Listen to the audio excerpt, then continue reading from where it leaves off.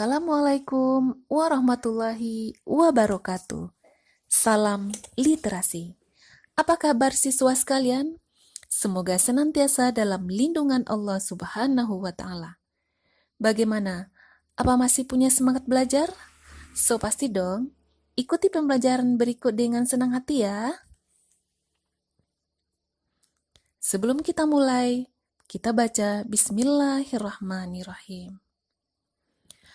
Aristoteles pernah mengatakan bahwa kesenangan dalam sebuah pekerjaan membuat kesempurnaan pada hasil yang dicapai. Nah, sedangkan kesenangan itu buah dari semangat. Berarti untuk memperoleh kesempurnaan hasil tentu harus dibarengi dengan semangat. Insya Allah semangat itu tetap ada pada diri kita. Pada pertemuan kali ini, kita akan membahas tentang KD mengidentifikasi nilai-nilai kehidupan dalam cerita pendek. Dengan indikator memahami informasi tentang nilai-nilai kehidupan dalam cerita pendek dan menemukan nilai-nilai kehidupan dalam cerita pendek. Sebelum kita membahas tentang nilai-nilai, kita akan membahas terlebih dahulu pengertian cerpen. Cerpen merupakan sebuah karya sastra pendek yang bersifat fiktif dan mengisahkan tentang suatu permasalahan yang dialami oleh tokoh secara ringkas, mulai dari pengenalan sampai akhir dari permasalahan yang dialami oleh tokoh. Nah, berdasarkan pengertian ini, ada beberapa hal yang perlu kita garis bawahi, yaitu sastra pendek, bersifat fiktif, suatu permasalahan, pengenalan sampai akhir dari permasalahan.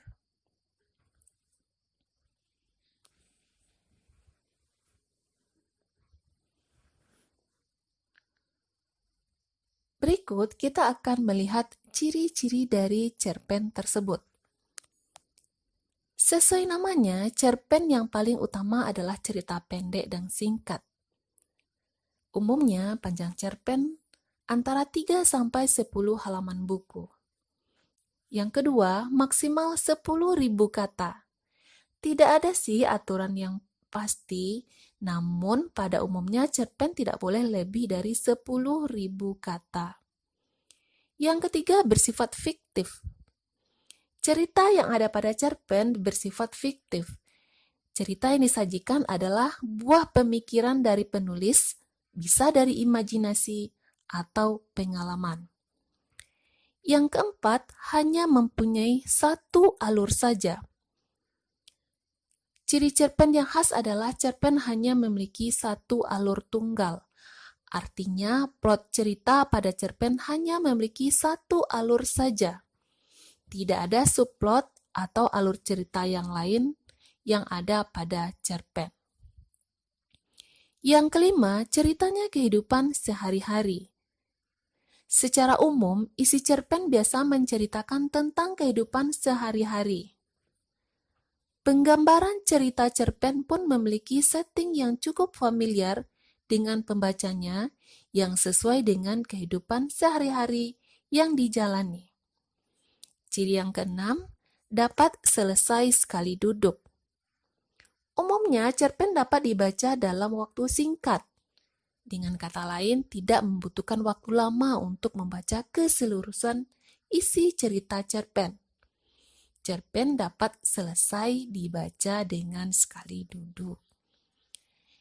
Yang ketujuh, tidak menggambarkan semua kisah tokoh.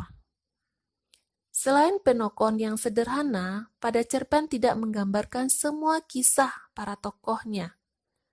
Hal ini karena dalam cerpen yang digambarkan hanyalah inti sari saja. Artinya hanya tokoh utama yang diberi penokohan dan menjadi fokus cerita. Ciri yang kedelapan, penokohan cerita sangat sederhana. Salah satu hal yang membedakan cerpen dengan novel adalah penokohan pada cerpen sangatlah sederhana, tidak mendalam serta singkat. Hal ini tentu berbeda dengan novel atau karangan lain, di mana penokohan satu tokoh sangat detail dan mendalam. Ciri yang kesembilan, terdapat permasalahan atau konflik dan penyelesaiannya. Dalam cerpen akan ada suatu masalah atau konflik yang dihadapi oleh tokoh utama. Hal ini menjadi plot dasar yang selalu ada pada tiap cerpen. Selain itu, di bagian akhir akan dijelaskan tahap penyelesaian masalah atau konflik tersebut. Yang ke-10, menggunakan kata yang sederhana. Penggunaan kata yang sederhana dan ekonomis sering digunakan dalam sebuah cerpen. Hal ini berbeda dengan kata pada puisi yang cenderung menonjolkan diksi dan estetika. Pemilihan kata pada cerpen cenderung simpel, sehingga mudah dipahami oleh pembaca atau orang awam. Berikutnya, memiliki pesan atau makna. Pada sebuah cerpen biasanya mengandung sebuah intisari berupa pesan atau amanat yang bisa diambil oleh pembaca. Memang pesan ini tidak tersurat secara jelas, melainkan hanya tersirat. Dengan kata lain, pembaca dapat mengambil hikmah dan kesan dari isi cerita. Ciri cerpen yang terakhir, meninggalkan kesan bagi pembacanya. Ciri-ciri cerpen yang kerap kali meninggalkan kesan yang mendalam bagi pembacanya.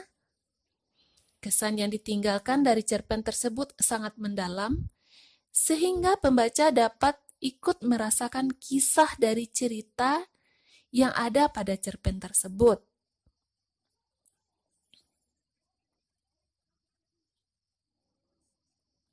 Oke, berikut dalam memahami sebuah cerpen ada 5 pertanyaan yang perlu kita ajukan dan kita pahami.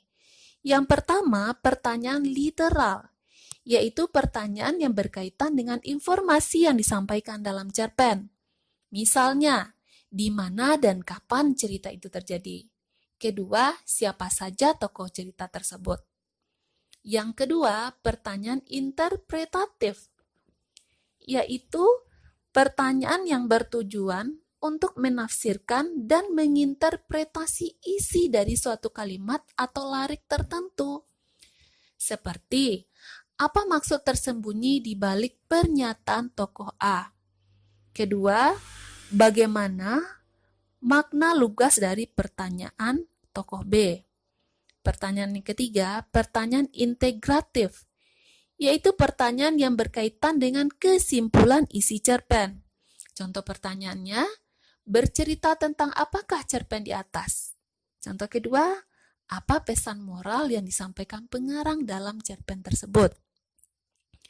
Pertanyaan keempat yang bisa kita ajukan yaitu pertanyaan kritis. Pertanyaan yang mengungkapkan dan menyampaikan kritik terhadap kesalahan atau kekurangan yang terdapat dalam cerpen. Seperti, ditinjau dari sudut pandang agama, bolehkah tokoh C berbohong? Contoh kedua, apa kelebihan dan kelemahan dari cerpen tersebut berdasarkan aspek kebahasaan? Pertanyaan terakhir yang bisa kita ajukan yaitu pertanyaan kreatif, yaitu pertanyaan yang berkaitan dengan hal yang dapat dikembangkan dari cerpen. Contoh pertanyaannya, bagaimana sikapmu apabila berposisi sebagai tokoh A? Nah, contoh kedua, bagaimana kira-kira kelanjutan cerpen itu seandainya tokoh utamanya dimatikan pengarang? Jadi, 5 hal pertanyaan ini harus kita ajukan dan kita pahami sehingga kita bisa memahami cerita dari sebuah cerpen.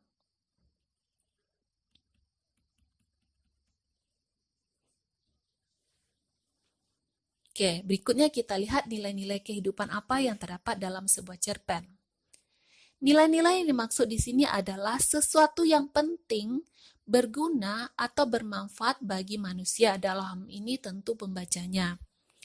Ada 5 nilai, yaitu nilai agama, nilai moral, nilai politik, nilai sosial, dan nilai budaya. Persatu akan kita bahas nanti.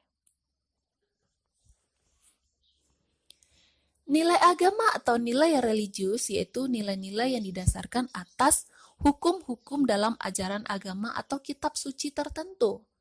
Dalam hal ini, ukuran benar salah disandarkan pada aturan atau kaidah agama. Misalnya, wajib memakai hijab bagi seorang perempuan muslim. Contoh kedua, kewajiban sholat 5 waktu bagi setiap muslim. Nah, contoh ini yang dua hal ini itu hanya berlaku pada agama Islam saja.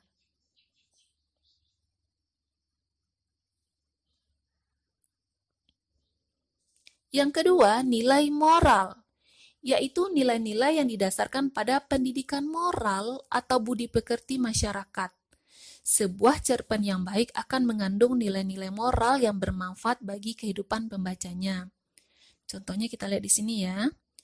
Mencium tangan orang yang lebih tua ketika bersalaman. Contoh kedua, perlunya seseorang menjaga dirinya dari perbuatan keji. Nah, contoh dua hal ini bisa kita temukan dalam kehidupan sehari-hari. Sikap atau perbuatan baik, tidak baiknya sebuah perbuatan. Yang ketiga, nilai politik, yaitu nilai yang berkaitan dengan permasalahan politik atau pemerintahan. Nilai-nilai politik umumnya muncul sebagai kritik membangun atau koreksi terhadap jalannya pemerintahan atau upaya penyampaian aspirasi. Misalnya, unjuk rasa atau aksi damai yang dilakukan oleh para mahasiswa.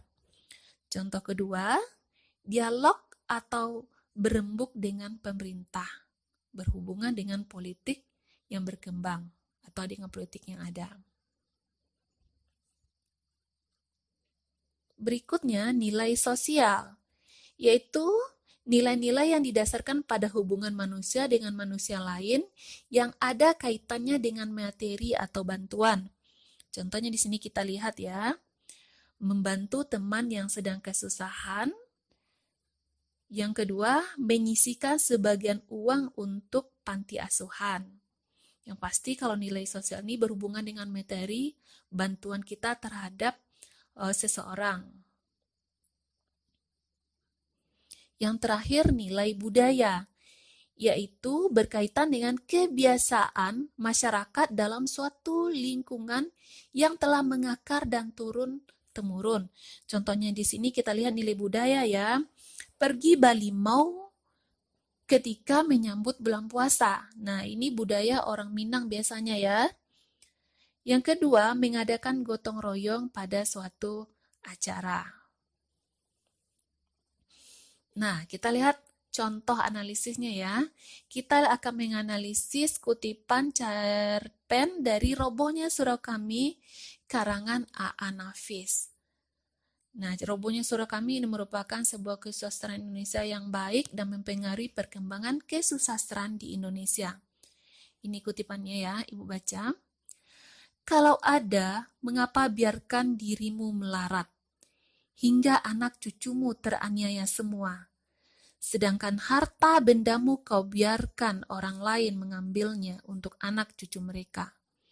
Dan engkau lebih suka berkelahi antara kamu sendiri, saling menipu, saling memeras. Aku beri engkau negeri kaya raya, tapi kau malas. Kau lebih suka beribadat saja, karena beribadat tidak mengeluarkan peluh, tidak membanting tulang. Sedangkan aku menyuruhmu semuanya beramal di samping beribadat. Bagaimana engkau bisa beramal dengan engkau miskin? Engkau kira aku suka pujian? Mabuk disembah saja hingga kerjamu lain tidak memuja-muji dan menyembahku saja. Tidak, kamu semua mesti masuk neraka. Hai malaikat, halaulah mereka ini kembali ke neraka. Semuanya pucat, tak berani berkata-kata apa lagi.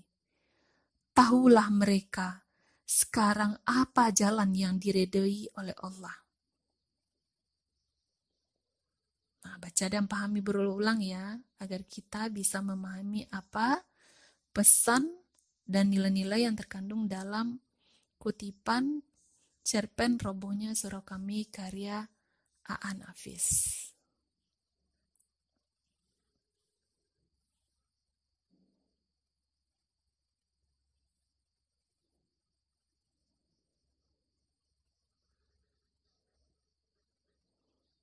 Oke, sekarang kita lihat analisis nilainya yang terkandung dalam kutipan tadi. Cuplikan cerpen itu merupakan sindiran yang bisa jadi mengena pada setiap kalangan dalam kehidupan sehari-hari mereka. Orang-orang yang hanya mengutamakan ibadah ritual dan mengabaikan persoalan-persoalan sosial kemasyarakatan. Nah, kita lihat contoh kedua ya. Kutipan cerita salah asuhan dari Abdul Muiz. Ini kutipannya. Hanafi, mudah-mudahan Tuhan mengampuni dosamu. Sebagai ibu yang engkau durhakai, dengan lillahi ta'ala sudah rela mengampuni akan engkau. Hanafi tergeletak tertawa seolah mencemooh pula. Hai ibu, mengucap ibu dengan tulusnya, barangkali ibu akan mendapatkan ilham. Lalu dapat berkata dengan benar, pada hematku, ibulah juga yang banyak bersalah atas diriku.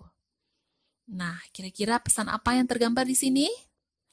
Ya, pesan moral. Pesan moral yang tergambar di sini adalah perkataan yang durhaka kepada orang tuanya. Di sini digambarkan Hanafi berkata kasar dan berkata durhaka kepada orang tuanya. Jadi di sini adalah pesan moral.